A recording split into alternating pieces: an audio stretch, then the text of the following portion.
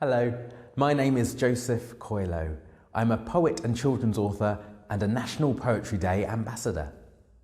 Today I'm going to read for you a poem from my latest collection, A Year of Nature Poems.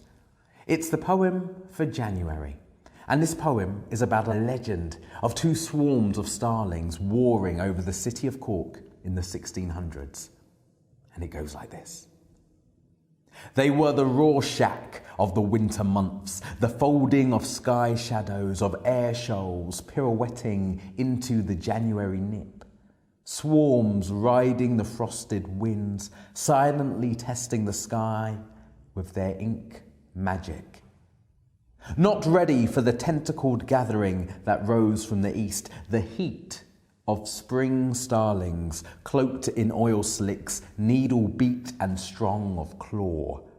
The clash of murmurs was whispered in a rain of birds, as flightless feathers fell in the war of winds. Winter flew into spring, black storms colliding with hot nights.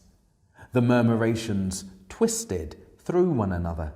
Winter desperate to stay, spring determined to arrive.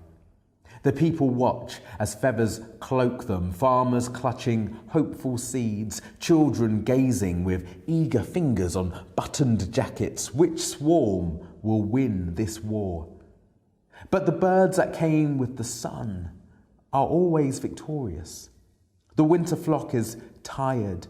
Their wings have beaten cold into existence. It is time for them to leave. Beaten and flight sore, the winter murmuration rides its ribbon away as spring's flock swoops into longer days and brighter skies, as farmers test the warmth of soil and children release that first coat button. This National Poetry Day, the theme is truth. And I wanted to read this poem to you because it's about truth in a way. It was inspired by a legend of two flocks of starlings warring over the city of Cork. But as we know with legends, they're not always true.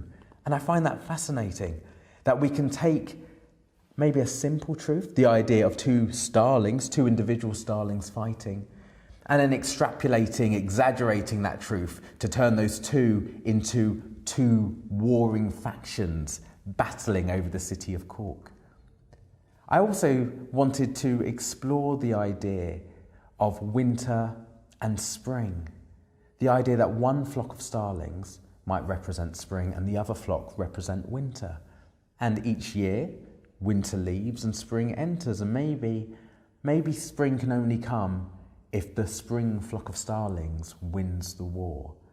So in a way, this poem is inspired by a legend, but is speaking to a deeper truth, the truth of the expectations of the seasons to change, and also the truth that because of our actions, because of climate change, our seasons might be changing as we start to see more and more extreme weather patterns. Maybe one day the spring flock of starlings might not win the war.